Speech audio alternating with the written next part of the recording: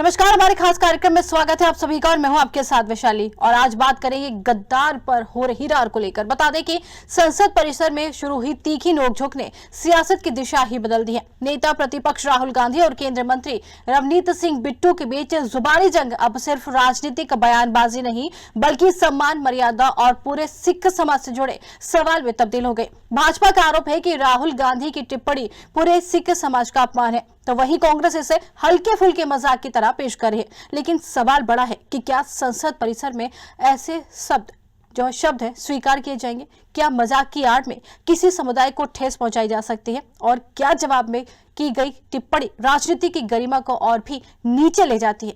इन्हीं सवालों पर आज होगी चर्चा, लेकिन इससे पहले सुनते हैं किसने क्या कहा, ये हम आपको सुनवाएंगे।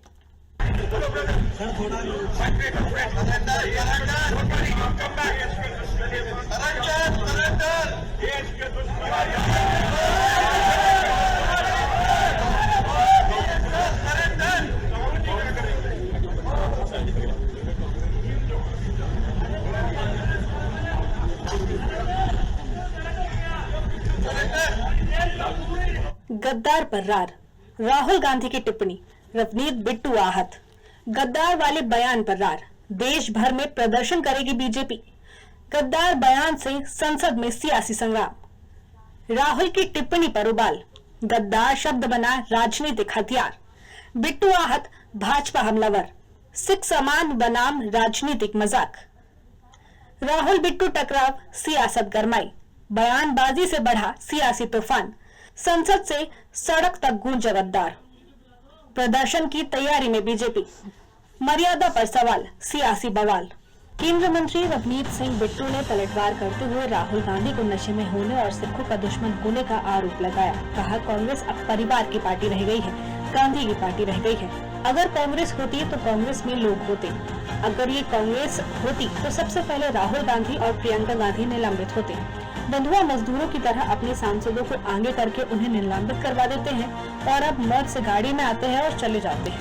हमने कोई वहां जब थे, हम पार्टी को जीत के सीट ही लाके देते थे ना, कभी उनके ऊपर कोई बोझ तो बने ही नहीं थे। और मैं तो इलेक्टेड जीत के यूथ कांग्रेस का प्रेसिडेंट इलेक्शनों से बना था, उसके बाद मुझे एमपी की टिकट दी और उनके ऊपर कभी बोझ नहीं बने। उन्होंने कभी मुझे कोई पार्टी का ओहदा दिया हो, उन्होंने कहीं मुझे जनरल सेक्रेटरी लगाया हो पार्टी में। मैं तो एमपी तो लोग जिता के भेजते थे तो यहाँ आ जाते थे। तब जब लगा भाई यहाँ पे सिर्फ ये तो एक परिवार की पार्टी रहेगी, कांग्रेस तो रही नहीं है ना। परिवार की जब पार्टी रह गई, एक गांधी की पार्टी पर रह गई, तो सब छोड़ छोड़ के निकल गए। कांग्रेस रहती तो कांग्रेस में रहते लोग। मैं आपको बताऊं, कांग्रेस नहीं रही, एक सिर्फ उधर सोनिया गांधी जी बैठे हैं, यहाँ दोनों भाई बहन बैठे हैं, तो बाकी जगह क्या वो आते हैं? अब देखो, सारों को बेचारों को बाहर करवा दिया। मैं यही फर्क है, क्यों छोड़ा? क्योंकि यही लड़ाई मैं भी अंदर लड़ता था और ये भी लड़ते थे ऑपोजिशन में 10 साल। हमें तो वहां पे वॉकआउट करना पड़ता था, हमें रोज वहां से बाहर निकालते थे, स्पीकर से बुरा बनवाते थे, देश में खबरें आती थी भी ये इस तरीके से अपनी एरिया की बात नहीं करते, तो हमें वहां से सस्पेंड करवा के यहां बिठा देते थे। सबसे सारों की मिट्टी, जब आज भी वहीं बैठे हैं ना वो सारे, जहां सबकी धूल मिट्टी, उस सीढ़ियों पे जो एमपी लोगों ने लाखों वोटर डाल के जिताए हुए एमपी हैं, सिर्फ राहुल गांधी आता है उनसे फोटो खिंचा के। मैंने ये कहा था, अगर ये कांग्रेस होती तो राहुल गांधी और प्रियंका गांधी सस्पेंड होते, सबसे पहले वो टेबलों पे चढ़ते, और बंधुआ मजदूर की तरह वो अपने एमपी हैं उनको वहां पे चढ़वा के सस्पेंड करा दिया और अब अपनी गाड़ी में आते हैं, मौज से चले जाते हैं। भाजपा सांसद नरेश बंसल ने भी राहुल गांधी पर पलटवार किया और कहा, उन्हें इस प्रकार के शब्दों का प्रयोग नहीं करना चाहिए था। अगर वो ऐसे शब्दों का प्रयोग ना करते तो रवनीत सिंह बिट्टू को भी जवाब देने की आवश्यकता नहीं पड़ती, लेकिन उन्होंने कुछ कहा है तो फिर कुछ सुनना भी पड़ेगा। व्यक्तिगत नोकझोंक है। राहुल गांधी को इस प्रकार के शब्द प्रयोग नहीं करने चाहिए थे। अगर राहुल गांधी ऐसे शब्द प्रयोग नहीं करते तो रवनीत बिट्टू को भी कोई जवाब देने की आवश्यकता नहीं होती, पर जब कुछ कहा है तो फिर कुछ सुनना भी पड़ेगा। कांग्रेस नेता उदित राज ने कहा, राहुल गांधी का दिल बहुत साफ है। उन्होंने हंसी मजाक में कहा था, जिसे भाजपा ने हवा दे दी। कांग्रेस ने ही इनके पूरे परिवार को नेता बनाया है, ये सच्चाई है कि गद्दारी की है। देखिए, राहुल गांधी एक बहुत प्योर हार्टेड आदमी, बहुत एक जेस्चर है, कह दिया, मैं हंसी मजाक में कह दिया। लेकिन उसको हवा दे दिया बीजेपी ने और रवनीत बिट्टू को चढ़ा दिया। कहते हैं कि झाड़ पे चढ़ाना, ऐसा नहीं करना चाहिए। और राहुल जी ने एक लाइट मोड में कहा था और मैंने देखा था उस बात का, विजुअल दिखाई पड़ रहे थे और ऐसा कुछ नहीं है। और एक दूसरी बात है कि चिढ़ने की क्या बात है, कांग्रेस ने ही तो इनको नेता बनाया, इनके पूरे खानदानों को नेता बनाया, तो विश्वासघात किया भी है। लेकिन जिस टोन एंड टेनर में राहुल जी ने कहा उसमें कोई इल्मिल नहीं थी, एक मजाकिया टोन में किया था। लेकिन यह है सच्चाई की गद्दारी की है। तो साफ है कि मामला सिर्फ दो नेताओं की जुबानी जंग का नहीं है। ये बहस अब भाषा की मर्यादा, राजनीतिक जिम्मेदारी और सामाजिक सम्मान तक पहुंच चुका है। ऐसे में सवाल उठता है कि क्या संसद जैसे गरिमामय परिसर में हर शब्द तौल कर नहीं बोलना चाहिए, और क्या राजनीति में मजाक और मर्यादा की सीमा तय नहीं होनी चाहिए। अब देखना ये होगा कि सियासी टकराव सिर्फ बयानबाजी तक सीमित या फिर आने वाले दिनों में इसका असर संसद से लेकर सड़क तक दिखाई देता है। Desk report, Bhopal. तो आपको बता दें कि जिस तरीके से राहुल गांधी ने कल परिसर में रवनीत सिंह बिट्टू को गद्दार कहा, जिसको लेकर सियासी बवाल मच गया है। दोनों ही पार्टी अब आमने सामने आ गई है और आज इसी पर हम भी चर्चा करेंगे। हमारे साथ सबसे पहले मेहमानों को आपसे मिलवाते हैं। Captain I Singh Bhadauria BJP से जुड़ गए हैं, साथ ही आरिफ सिद्दीकी कांग्रेस से जुड़ गए हैं और सुरेंद्र भाटिया राजनीतिक विश्लेषज्ञ जुड़ गए। सभी मेहमानों का बहुत बहुत स्वागत है और आज डिबेट की शुरुआत कांग्रेस के साथ करना चाहेंगे। आरिफ जी, क्या लगता है राहुल गांधी जिस तरीके से बोल रहे हैं, जिस तरीके से भाषा है उनकी, क्या लगता है ये मर्यादित भाषा है या अमर्यादित है? इस शेर से अपनी बात की शुरुआत करना चाहूंगा जी कि खुले दुश्मन तो सीने पे वार करते हैं, खुले दुश्मन तो सीने पे वार करते हैं, लगा है पीठ पर खंजर कोई अपना रहा होगा। जी देखिए, ये वही रवनीत बिट्टू है जिसका बीजेपी ने क्योंकि नए प्रचारक मिल चुके हैं तो बीजेपी कहना नरेंद्र मोदी जी का ये भी है कि आपदा में अवसर को तलाश करना चाहिए, क्योंकि इस टाइम पूरी बीजेपी के सदन के अंदर क्या हालत है और बीजेपी को एक बहुत अच्छा विषय मिल गया है जिसकी ना कोई सिर ना कोई पैर, जिस बात का बीजेपी अब इसको उछाल करके पूरे देश के अंदर ज्ञापन देने का काम करेगी। लेकिन मैं देश की जनता को यह भी बताना चाहता हूं, ये वही रवनीत सिंह बिट्टू है जिन्होंने राहुल गांधी को आतंकवादी कहने का काम कर दिया तब से 6 महीने पहले। राहुल गांधी जी को आतंकवादी जैसा शब्द कहना, एक एलओपी के बारे में इतने अपशब्दों का यूज करना, ये बताइए ये एक कैबिनेट मिनिस्टर को शोभा देता है? अगर राहुल गांधी जी ने कांग्रेस से निकले हुए एक व्यक्ति को गद्दार कह दिया तो पूरी बीजेपी ने एक तांडव मचा रखा है, जिससे कि जिस किताब का जिक्र राहुल गांधी जी करना चाहते हैं संसद के अंदर, उस मुद्दे को दबा दिया जाए और पूरे देश के अंदर एक नए मुद्दे को खड़ा कर दिया जाए। लेकिन आरएस जी, क्या लगता है गद्दार कह रहे हैं, एक मर्यादित जो पोस्ट होती है, जो एक पोस्ट होती है जिस पर राहुल गांधी विराजमान है, उसको क्या ऐसा नहीं लगता कि उसको तार किया गया है? और संसद परिसर में इस तरीके के गद्दार शब्द को बोलना सबसे बड़ी बात, क्या लगता है संवैधानिक पद पर रहकर इस तरह की भाषा का हमें उपयोग करना चाहिए? क्या सीखेंगे हम? वैशाली जी, आप एक सीनियर पत्रकार है, जब एक कैबिनेट मिनिस्टर एक एलओपी को आतंकवादी कहता है तो जब ये भाजपा के तथाकथित नेता और इनके बयान कहां चले जाते हैं? जब भाजपा का एक सांसद राहुल गांधी जी की सुपारी देता है और यहां तक कह देता है कि राहुल गांधी की जबान काट लो, तो ये इनकी जब ये कहां चली जाती है जो आज ये सिंपैथी दिखाने का काम कर रहे हैं। मैं फिर एक वो शेर कहना चाहूंगा आपको कि दिलों में बूझ अदावत की आग सीनों में, दिलों में बूझ अदावत की आग सीनों में, ये सांप हमने ही पाला था सीनों में। ये वो सांप है रवनीत सिंह बिट्टू, जिसे कांग्रेस पार्टी ने इज्जत दिलाई, जिसे कांग्रेस पार्टी ने सम्मान दिया, जो पूरी जिंदगी कांग्रेस पार्टी के अंदर रहा, जो भारत जोड़ो यात्रा में राहुल गांधी जी के लिए तस्वीरें पढ़ रहा था और 2 महीने बाद जिसके पिताजी की विचारधारा कांग्रेस की रही हो, जो खुद कांग्रेस के अंदर रहा हो, और वही व्यक्ति आज राहुल गांधी जी को आतंकवादी भी कहता है और वही व्यक्ति राहुल गांधी जी को पब्लिक में क्या शब्द कहता है, जवाब ले लेते हैं। राहुल गांधी ने बिल्कुल ठीक है, इसका जवाब ले लेते हैं। हमारे साथ कैप्टन आई सिंह भदौरिया जी भी है। क्या लगता है आपको, आपदा में अफसर की तलाश ये कहा जा रहा है, एक बड़ा आरोप लगा रही है कांग्रेस, क्या कहेंगे?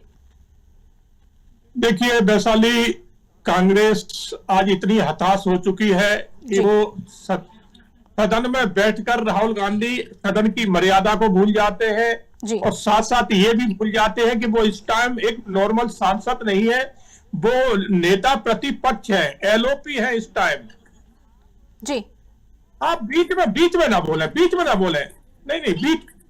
नहीं बिल्कुल गलत बात कही। नहीं आरएस जी देखिए, आरएस जी आपकी बात सुनी गई है पूरी, आरएस जी आपकी बात सुनी गई है पूरी। देखिए आरएस जी, मैं बार बार नहीं कहूंगी, आरएस जी बार बार नहीं कहूंगी, आपकी बात पूरी सुनी गई है, इनकी बात पूरी होने दीजिए, वापस आपके पास आएंगे। सर देखिए यहाँ पर मर्यादा बनाए रखिएगा, तभी डिबेट हो पाएगी। आपकी बात पूरी ध्यान से सुनी गई है, अब ध्यान से आप भी सुनिए, जवाब आपको भी देना, वापस आपके पास आएंगे। नहीं देखिए सुनिए, तो आप बोले, आपको मौका दिया जाएगा ना सर, ऐसे तो सर आपको मौका दिया जाएगा बोलने के लिए। आरएस जी आपको मौका दिया जाएगा बोलने के लिए, कैप्टन साहब को अपनी बात पूरी करने दीजिए, मौका देंगे। सर आप बताइए भदौरिया जी। देखिए वैशाली, मैंने कहा कि कांग्रेस इस टाइम इतनी बुरी तरह से हताश है, उसके पास आज कोई कहने के लिए कुछ बचा नहीं है। तो वो राहुल गांधी ये भी नहीं कि कोई पहली बार के सांसद है, और इस टाइम तो उनके पास जो पद है वो छोटा पूरा पद नहीं है, नेता प्रतिपक्ष है, और नेता प्रतिपक्ष की सदन में उतनी ही बड़ी जिम्मेवारी होती जैसे एक सरकार की होती है। तो उसके बाद क्योंकि नेता प्रतिपक्ष को भी एक प्रोटोकॉल मिलता है, प्रोटोकॉल होता है उनके साथ, उसके बाद उन्हें यही पता नहीं है कि वो जो शब्दों का उच्चारण कर रहे हैं वो किस तरह के शब्द हैं। एक सांसद को, एक मंत्री को, आप भले ही ठीक है आपके पुराने साथी थे, तो थे तब थे, आज आपके साथ नहीं है, आप उनको देखते ही अगर उनको आप गद्दार कहोगे तो ये मर्यादित भाषा तो बिल्कुल नहीं हो सकती। एक मंत्री के लिए आप कहो कि गद्दार हो, तो ये एक एलओपी को, नेता प्रतिपक्ष को क्या ये बातें शोभा देती है? तो राहुल गांधी, सत्य तो ये है कि राहुल गांधी नेता योग्य है ही नहीं, वो तो ये है कि गांधी परिवार में पैदा हुए, इसलिए आज वो एलओपी बन गए हैं, सांसद भी बन जाते हैं। नहीं, उनके अंदर जो कैपेबिलिटी है वो एक सरपंच पंच के योग्य नहीं है। जो आदमी सोचता विचारता नहीं है, कहीं कुछ भी बोल देता है, किसी तरह की भाषा बोल देता है, न वो सदन देखे न सड़क देखे। अब मैं एक बहुत वैशाली एक बहुत अच्छी बात बताना चाहूंगा। इस टाइम सदन चल रहा है, इस सदन में इनको अपनी बात रखना चाहिए। तो जो बात ये रोड पे बोलते हैं वो तो सदन में बोल रहे हैं, और जो सदन में बोलना चाहिए वो रोड पे बोलते हैं। तो राहुल गांधी को खुद को समझ नहीं है, खुद को सूझबूझ नहीं है, पता नहीं है। मैं तो ये कहता हूं कि जनता भी कैसे ऐसे लोगों को चुन देती है, और पार्टी में तो सर्वे सर्वा वो रहेंगे, क्योंकि वो नेहरू परिवार की, नेहरू इंदिरा गांधी नेहरू की पार्टी है कांग्रेस, उसमें किसी का कोई मतलब नहीं है। इसलिए आज कांग्रेस के अंदर आप वैशाली देखें कि अच्छे लोग कोई नहीं बचे। इन्होंने एक बिट्टू की बात कही, अरे बिट्टू क्यों, हमारे मध्य प्रदेश के देखो ना, ज्योतिराज सिंधिया, उनके फादर माधवराव सिंधिया, इन्होंने पूरी जिंदगी खपा दी, पूरी जिंदगी खपा दी। लास्ट में ज्योतिराज सिंधिया को भी पार्टी छोड़ के जाना पड़ा। इसी तरह से उत्तर प्रदेश के देखो, एक से बड़े नेता कांग्रेस, आज इनके बाद बचा कौन है? एक राहुल गांधी, और उनके आगे पीछे है वो सिर्फ वो लोग हैं जो उनकी चाटुकारिता करते हैं। तो राहुल गांधी अब चाटुकारियों से घिरे हुए हैं, नेता कोई है नहीं, नीति कोई है नहीं, और विजन कुछ है नहीं। तो इसी तरह की बातें करेंगे। जी बिल्कुल इसका जवाब लेंगे जरूर कांग्रेस से, लेकिन पहले आएंगे वरिष्ठ पत्रकार की तरफ, पहले रुक करेंगे। क्या लगता है आपको सर, क्या ये मामला राजनीतिक विवाद है या फिर भाषा की गंभीर चूक, क्या कहेंगे? वैशाली जी, मैं तो ये कहूंगा, अब देश की राजनीति में नैतिकता नाम की कोई चीज नहीं बची है। दोनों पार्टियों की ओर से इस प्रकार की बातें हो रही हैं। ना तो राहुल गांधी जी के ये शोभा देता था कि वो केंद्रीय मंत्री को इस प्रकार की भाषा बोले, और जिस ढंग से संसद में एक राहुल गांधी जी को बोलने से इसलिए मना किया कि वो एक पुस्तक का उल्लेख कर रहे हैं, जबकि निशिकांत दुबे 6 पुस्तक लेके आए हैं। तो नियम सबके लिए बराबर होते हैं। हमें इस बैकलॉग है, इसको खत्म करना होगा। 4 दिन से लोकसभा ना चलना, देश की संसद ना चलना, जो केवल अब 52 दिन होती है वर्ष में, पहले 120 दिन तक वर्ष में होती थी, अब 52 दिन में से 4 दिन जा चुके हैं। जनता के अनेक मुद्दों पर इसमें चर्चा होनी थी। 542 सांसदों ने अनेक प्रश्न लगाए होंगे, अनेक 0 आवर्स में जनहित के प्रश्न उठाने चाहिए। अब दोनों पार्टियों के वरिष्ठ नेताओं को बैठकर इस मुद्दे को समाप्त करना होगा।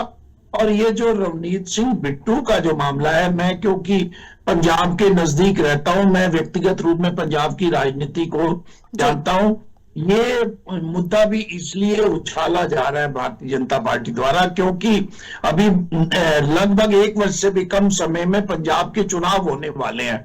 अब रवनीत सिंह बिट्टू, आपको मैं एक चीज इनका अपने आपके दर्शकों को भी बता दूं, सरदार बेअंत सिंह जिन्होंने पंजाब के उग्रवाद में सबसे बड़ा रोल केपीएस गिल और सरदार बेअंत सिंह का रोल था, जिन्होंने उसको दबाया था और उनको भी उग्रवादियों ने पंजाब सेक्रेटरीट चंडीगढ़ में बम से उड़ा दिया था। उनके ये पोते हैं। ये पूरा परिवार वर्षों तक रहा है। और आज अगर रवनीत सिंह बिट्टू 84 के सिख दंगों का उल्लेख करते हैं तो उसके बाद तो ये लगभग 30 वर्षों से भी ज्यादा समय तक, बल्कि 40 वर्षों तक उसके बाद वो रहे हैं कांग्रेस में। तो इस प्रकार के मुद्दे अपनी सुविधा के अनुसार नहीं उठाने चाहिए। दोनों राजनीतिक दलों को सोचना होगा, देश की भलाई के लिए जाना होगा। अटल बिहारी वाजपेयी जी और नरसिम्हा राव का समय, सुषमा जी का और मनमोहन सिंह जी का जो समय था उसको वापस लाना होगा अगर देश को आगे बढ़ाना है तो। बिल्कुल बिल्कुल सही आपने कहा। वापस आरएस जी की तरफ रुख करेंगे। आरएस जी, ये सवाल जरूर उठ रहा है और यही बीजेपी ने कहा और यही कांग्रेस ने कहा है कि अब ये परिवार की पार्टी है, कांग्रेस तो बची ही नहीं। देखिए, मैं वही बात आपको कह रहा था कि ये बीजेपी के लोग आपदा में अवसर तलाश करते हैं जी। ये आपदा में अवसर इसलिए तलाश करते हैं, जिस तरह से भी वरिष्ठ पत्रकार भाटिया जी ने कहा है कि 4 दिन से राहुल गांधी जी जिस गरिमा की बात ये कर रहे थे वो गरिमा तो बीजेपी ने एलओपी की तार तार कर रखी है। एलओपी जो कुछ बोलना चाहते हैं बार बार, कभी अमित शाह जी, कभी राजनाथ सिंह जी, कभी संसदीय कार्य मंत्री रिजू जी, उन्हें बोलने ही नहीं देते हैं। और पहले ये लोग राहुल गांधी जी के बारे में ऐसा शब्दों का यूज करते थे। आज ये राहुल गांधी जी को इतना सीरियस लेने का काम कर रहे हैं कि आज नरेंद्र मोदी जी एक डरपोक प्रधानमंत्री के रूप में जाने जा रहे हैं कि आज उन्होंने अपनी ना तो राज्यसभा में, जहां तक मुझे जानकारी है, और ना ही उन्होंने लोकसभा के अंदर, दोनों स्पीच उनकी कैंसिल हो गई। उन्होंने दोनों स्पीचों को अपनी रद्द करना पड़ा क्योंकि नरेंद्र मोदी जी इस टाइम इतना डरे हुए हैं। जिस किताब का जिक्र राहुल गांधी जी कर रहे हैं, जाहिर सी बात है उसके अंदर कोई तो ऐसी बात है जो राहुल गांधी जी बोलना चाहते हैं और स्पीकर महोदय और अमित शाह, राजनाथ सिंह, संसदीय कार्य मंत्री निशिकांत दुबे जैसे लोग, ये लोग नहीं बोलने दे रहे हैं। और मेरे खुद अच्छी तरह याद है, जब भी मैंने संसद की कार्यशैली देखी और संसद का सत्र देखा, वहां पर निशिकांत दुबे लगातार 6 किताबों का जिक्र करते थे और स्पीकर भी कुछ नहीं कहा। लेकिन वही जब राहुल गांधी जी एक किताब का जिक्र कर रहे हैं तो ये लोग स्पीकर महोदय राहुल गांधी जी को टोकते हैं और बोलने नहीं देते हैं। किताब के मैटर में बाद में आएंगे, किताब पे बात पे आएंगे। अभी फिलहाल तो मुद्दा राहुल गांधी को लेकर चल रहा है। देखिए, राहुल गांधी जी की बात सुन लीजिए वैशाली जी। राहुल गांधी ने बंदे को बिल्कुल सही कहा, गद्दार है ये। जिस तरह से वरिष्ठ पत्रकार ने, आपको सही लगा गद्दार भाटिया जी ने बिल्कुल सही कहा। भाटिया जी ने ये देश के साथ तो गद्दारी ये कर रहे हैं। इन्होंने एक एलओपी को देश का गद्दार कहा। गद्दारी ये कर रहे हैं कि इन लोगों की सेक्टर के अंदर विचारधारा चेंज कैसे हो जाती है। 30 साल तक ये लोग कांग्रेस के अंदर सांसद बने, युवा कांग्रेस के अंदर रहे, संगठन की राजनीति करी 30 साल तक, यानी कि उस पार्टी को जिसको आज आप देशद्रोही पार्टी कहने का काम कर रहे हैं, जिस नेता की छत्र छाया में आप लोग 30 साल तक काम कर रहे थे, राहुल गांधी को आप लोग भारत जोड़ो यात्रा तक उनके तकीदे पढ़ने का काम कर रहे थे, आज आप देशद्रोही कहते हो। उन्हें जरा सी भी शर्म नहीं आती है। ठीक है, राहुल गांधी ने तो गद्दार, राहुल गांधी ने गद्दार इसलिए कहा कि आप लोग किस तरह से देश की जनता को भ्रमित करने का काम कर रहे हैं कि 30 साल तक कांग्रेस का खाओगे कांग्रेस का गाओगे। और आज 30 साल बाद जब बीजेपी ने एक हारे हुए प्रत्याशी को एक कैबिनेट मिनिस्टर के लिए, सिर्फ एक राज्यसभा सीट के लिए, क्योंकि जितनी गालियां राहुल गांधी को बीजेपी के अंदर दी जाएगी, जितने राहुल गांधी जी को कोसा जाएगा, बीजेपी इतना ही बड़ा इनाम देगी। इस हिंदुस्तान के अंदर दो ही तो चीजें रह गई, या तो दलित के ऊपर अत्याचार करो, या मुसलमान के ऊपर अत्याचार करो, या राहुल गांधी को गाली दो, कांग्रेस को गाली दो, और बीजेपी के अंदर चाहे कितना ही बड़ा पद लिया हो, आप उनके सर्वे सर्वा हो जाएंगे। ठीक है, इसका जवाब जरूर लेंगे भदौरिया जी से। भदौरिया जी, बिट्टू जी जब तक कांग्रेस में थे राष्ट्रभक्त थे, पार्टी के भक्त थे, लेकिन जैसे ही बीजेपी में आए हैं तो वो गद्दार हो गए, क्या कहेंगे आप? कांग्रेस ये बड़ा आरोप लगा। देखिए वैशाली, जो जिस पार्टी में होता है वो उसकी विचारधारा के अनुसार चलता है। जब कांग्रेस में थे तो कांग्रेस की जो विचारधारा है देश विरोधी विचारधारा है, कांग्रेस की आज भी देश विरोधी विचारधारा है। चाहे आप चाहे देश बंटवारा हुआ है तब से लेके आज तक देख लो। ये मुझे इस बात पर गुस्सा है, इन्होंने देश विरोधी कह दिया। नहीं, राष्ट्रीय पार्टी को कैसे देश विरोधी कह रही है, कैसे देश विरोधी कह रहे हैं एक पार्टी को? इस तरह की डिबेट नहीं करता हूं, इसलिए मैं आप लोगों की बात नहीं मतलब आप एक ऐसी पार्टी। अरे आरएस जी देखिए, आरएस जी जरा बात सुनिए, आपने पूरी बात उनकी सुनी नहीं है, अभी आप उनकी बात सुनिए, उन्होंने आपकी बात सुनी थी। सर टोकने के लिए रुक जाइए, उनकी बात पूरी होने दीजिए। आप ही बोल रहे हैं तो वो भी बोलेंगे। होकर के आपत्ति कर रहा हूँ, नहीं सबसे बड़े देशद्रोही फिर ये ठीक है, आपने आपत्ति दर्ज करा ली, अब उनको मौका दीजिए ना, आप उनको मौका दीजिए। अगर आप वहां गए तो उनको मौका दीजिए। जाकर के नरेंद्र मोदी कहते थे कि हिंदुस्तान में पैदा होना शर्म आती थी। ठीक है, चलिए भदौरिया जी रुक जाइए, आरएस जी भदौरिया जी इन शब्दों पर रोक लगवाइए आप। भदौरिया जी चलिए, हमारा संपर्क उनसे टूट गया, भदौरिया जी से हमारा संपर्क टूट गया, आप अपनी बात पूरी करिए आरएस जी।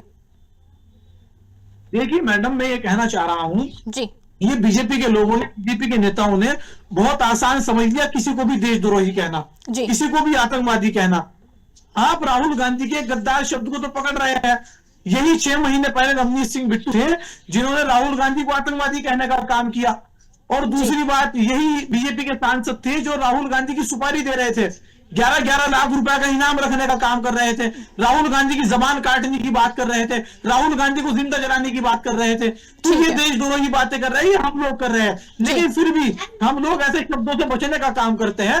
हम कभी देशद्रोही नहीं कहते हैं, हम कभी इनकी विचारधारा को देशद्रोही नहीं कहते हैं, लेकिन इन्होंने कांग्रेस के लिए बहुत आसान शब्दों में कह देते हैं कि राहुल गांधी देशद्रोही, आतंकवादी राहुल गांधी, कांग्रेस का कार्यकर्ता आतंकवादी, कांग्रेस की विचारधारा आतंकवादी। तो ये बातें कांग्रेस के लोग, से कार्यकर्ता कब तक बर्दाश्त करेंगे? तो मुझे इस बात पर बहुत, इसका जवाब जरूर लेंगे। मैं नहीं तो बिल्कुल इसका जवाब जरूर लेंगे, बिल्कुल इसका जवाब लेंगे भदौरिया जी से। फिलहाल संपर्क टूट गया है। हमारे साथ राजनीतिक विश्लेषज्ञ भी जुड़ गए। क्या लगता है, मजाक की जो सीमा है उसको आपको नहीं लगता संसद के गेट पर ही खत्म होनी चाहिए?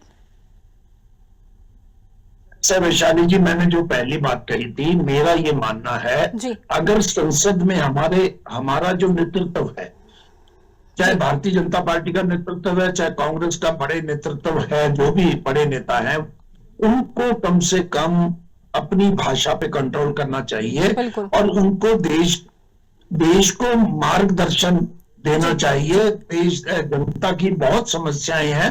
ये एक ऐसा समय नहीं है कि आप एक दूसरे को एक दूसरे की बेइज्जती करो, आप एक दूसरे को अपमानित करो, बल्कि एक दूसरे की जो डेमोक्रेसी में मैंने देखा है, मैं बहुत साल से पत्रकार हूं, लोकसभा में भी कई बार देखा था, जैसे विपक्ष के नेता उठते थे, सत्ता पक्ष के नेता चाहे प्रधानमंत्री बोल रहे होते थे, वो बैठ जाते थे और स्पीकर उन्हें मौका देते थे।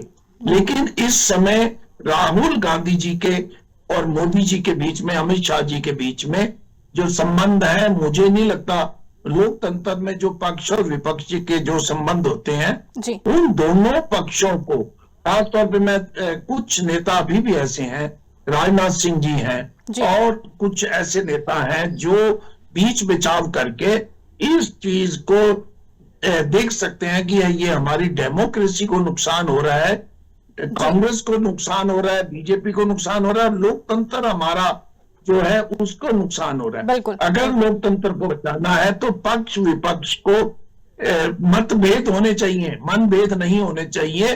अभी मैं आज राज्यसभा की भी कार्रवाई कुछ देर के लिए देख रहा था, लेकिन राज्यसभा में भी धीरे धीरे लोकसभा का प्रभाव आने लगा है। आज वो किसी ढंग से चलती रही, लेकिन सुबह उसको भी कोशिश की गई थी भी वो भी ना चले।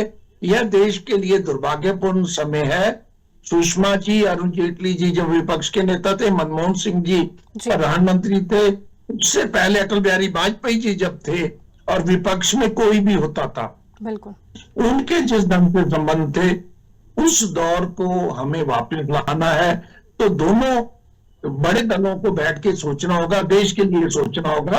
अपने से, पार्टी से ऊपर पहले देश है, फिर पार्टी को सोचना होगा। बिल्कुल, लेकिन सर एक सवाल ये भी उठता है, क्योंकि हम भी इस समाज से जुड़े हुए हैं, नेता कुछ भी बयानबाजी करेंगे और क्या इसका असर समाज भुगतता रहेगा? क्या लगता है आपको? नहीं, समाज पे पड़ता है असर। बिल्कुल, समाज पे नेता जिस ढंग से कटुता, नेताओं में अगर कटुता आएगी तो पहले दिखाई देता था। अटल बिहारी वाजपेयी जी ने खुद ये कहा था, पंडित जवाहरलाल जी के विरुद्ध में बोला और मुझे ऐसा लगता था वो नाराज हुए, लेकिन उन्होंने एक रात्रि भोज में मुझे शाबाशी देते हुए कहा, बहुत अच्छे आप बोले। तो इस ढंग से होना चाहिए, ना कि आप जो है, मुझे नहीं लगता मोदी जी और राहुल जी के बीच में कोई बहुत सौहार्दपूर्ण संबंध है। दोनों को आपस में संबंधों को सुधारना होगा, देश के लिए सुधारना होगा। बिल्कुल, अपने से ऊपर उठ के देश का पहले सोचना होगा। बिल्कुल, देश का पहले सोचना होगा, ये बहुत जरूरी है। आरुष जी की बातों का जवाब जरूर भदौरिया जी से लेते हैं, लेकिन वो हमारे साथ नहीं है और समय भी हो चला है, इसलिए हम यही कहेंगे कि चर्चा यही रोकते हैं। आप सभी का बहुत बहुत धन्यवाद हमसे जुड़ने के लिए और बातचीत करने के लिए। तो आपको बता दें कि साफ है कि मामला सिर्फ दो नेताओं की जुबानी जंग का नहीं है। ये बहस अब भाषा की मर्यादा, राजनीतिक जिम्मेदारी और सामाजिक सम्मान तक पहुंच चुकी है। और ऐसे में सवाल उठता है कि क्या संसद जैसे गरिमामय परिसर में हर शब्द तोलकर नहीं बोलना चाहिए, और क्या राजनीति में मजाक और मर्यादा की सीमा तय नहीं होनी चाहिए? अब देखना ही होगा कि ये सियासी टकराव सिर्फ बयानबाजी तक सीमित रहता है या फिर आने वाले दिनों में इसका असर संसद से लेकर सड़क तक दिखाई देगा। आज के कार्यक्रम में फिलहाल के लिए इतना ही। नमस्कार।